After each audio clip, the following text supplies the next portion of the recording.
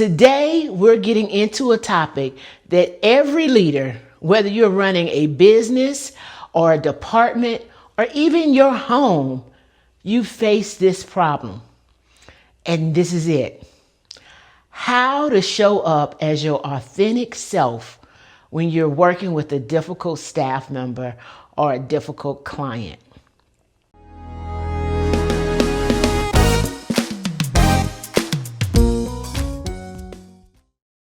Have you ever had to lead a team while silently screaming on the inside? Or maybe it was that you had to bite your tongue on a Zoom call because a client just tried your last nerves again.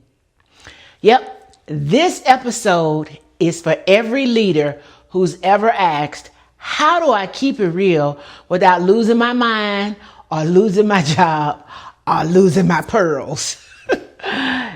I'm Dr. Phildra Swagger. Hey. Yes, I am your go-to executive coach and unapologetically honest leadership strategist. Welcome back to another episode, another conversation where we talk about real leadership, not surface level fluff, right?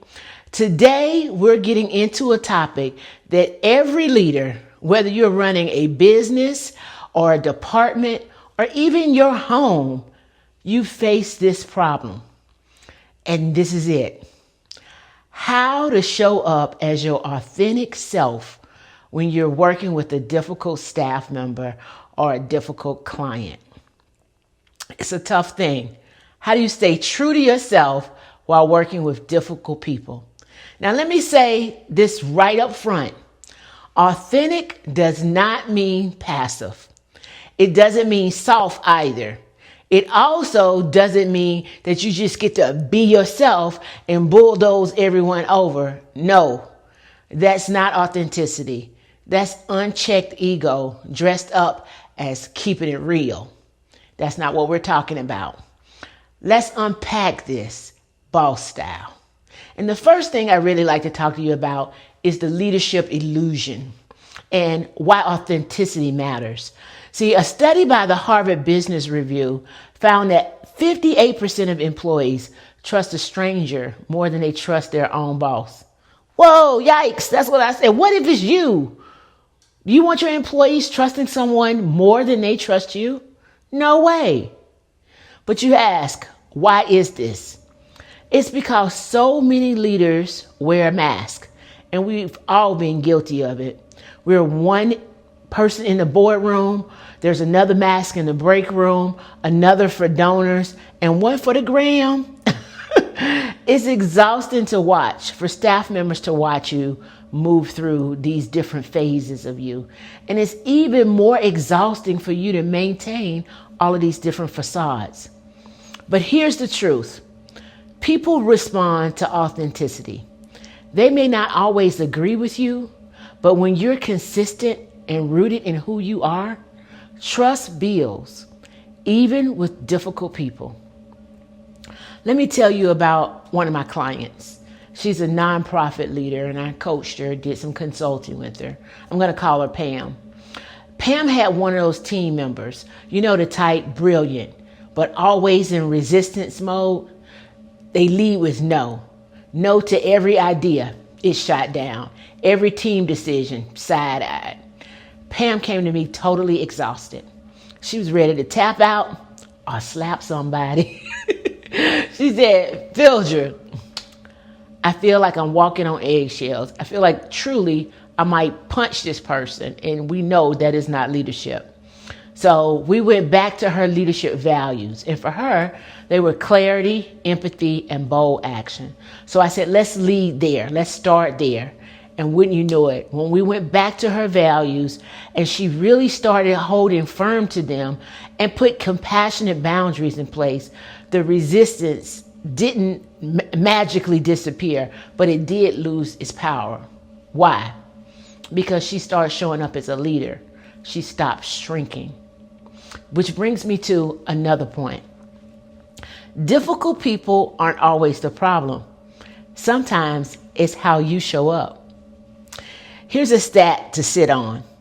According to Gallup, Managers account for 70% of the variance in employee engagement. That means your energy, your presence, your tone, they all set the stage. You're the thermostat, not the temperature, right? So now, I'm not saying that difficult people get a pass. Some folks really are, well, extra.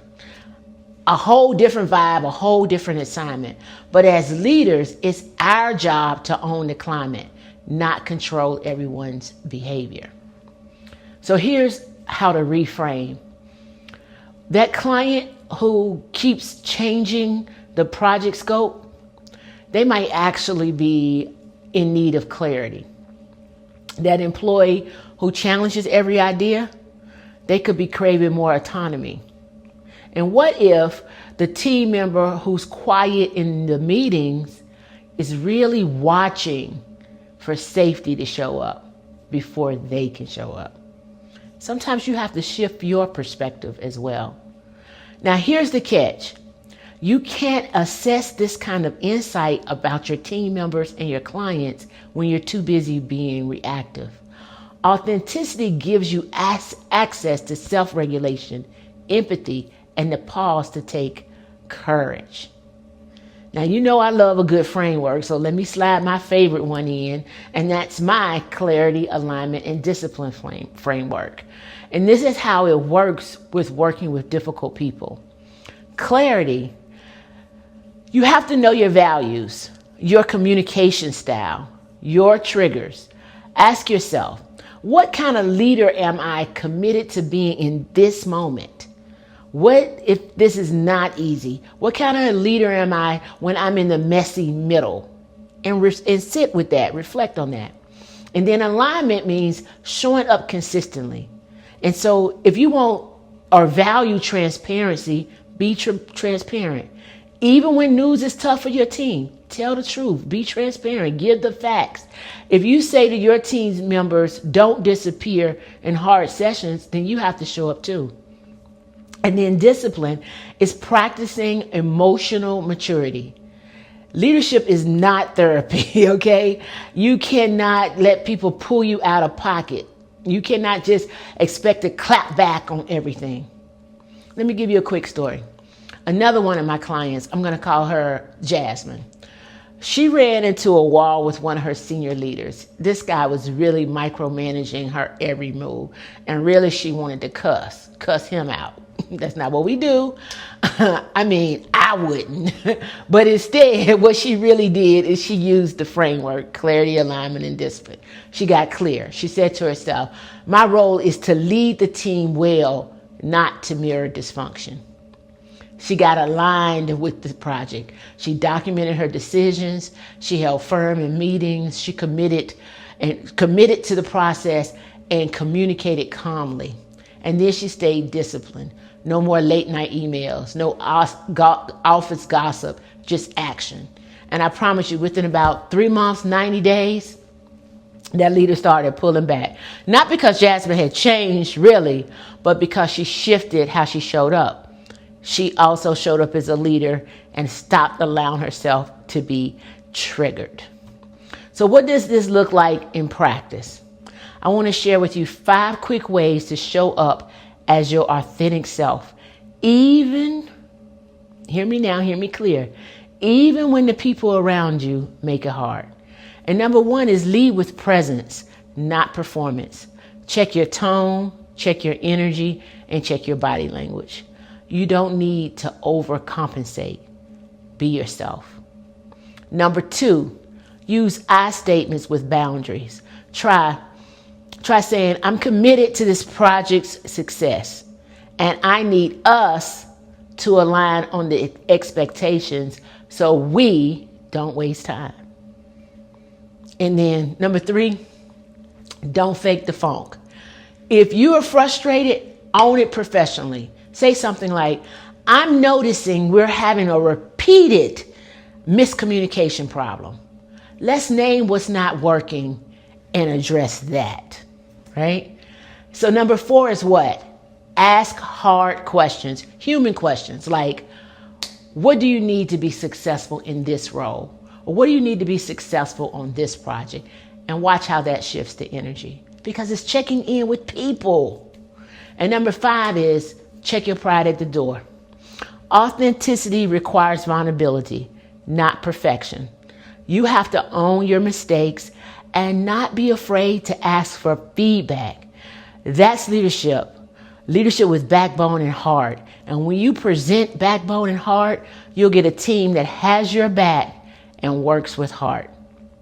Now let me pause right here and talk about something that can completely change the game in how you lead.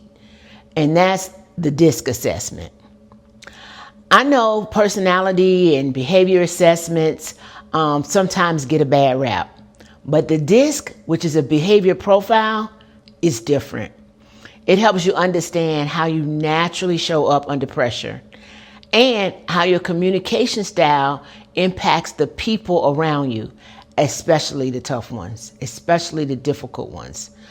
When you know your DISC style, you can lead more authentically, like not by guessing, but by understanding what drives your behavior and reactions.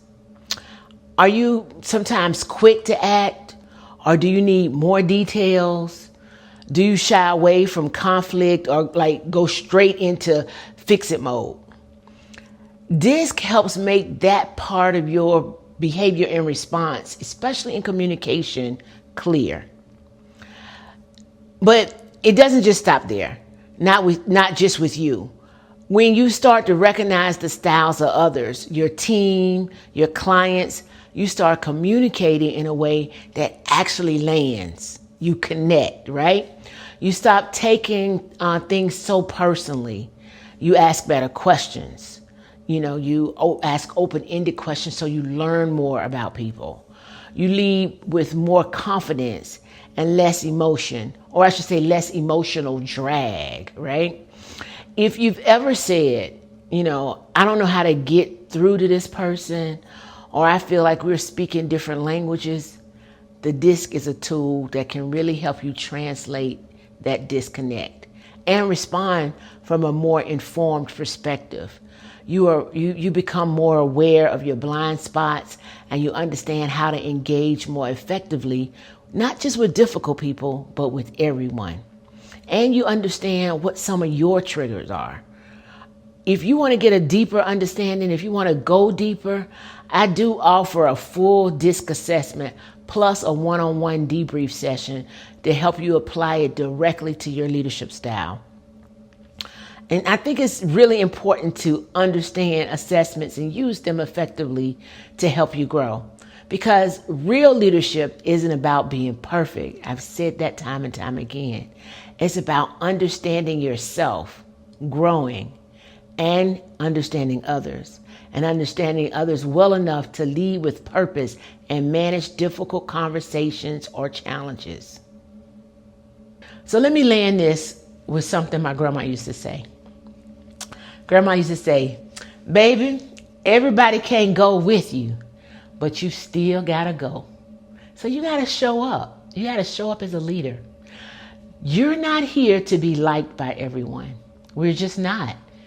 We're here to lead with integrity, make impact, and lead people better than you found them, even the difficult ones. So whether you're dealing with a client who wants 10 things for the price of 2, and you know that's the truth, or the team member who thinks they're the smartest person in every room, show up fully as yourself. Not faking, not folding, just real. Authentic leadership isn't a brand. It's discipline. It's a decision. And it's powerful. It's probably your most powerful tool. And hey, if you're ready to get even clearer on your natural leadership style, to understand your communication patterns, or how to lead more effectively, even with those challenging folks, take the DISC assessment and book a debrief session with me. I'll help you understand how you function in the workplace a little more efficiently. So just use the link in the show notes, and let's get to you leading with insight, not guesswork. If this episode gave you anything to think about, something that made you go, and you did it out loud, do me a favor and share it with another boss who's navigating the same leadership maze, and we'll get them turned around as well. But until next time, I want you to show up, stand tall, and lead with your whole self. And as always, remember, stay blessed to be a blessing.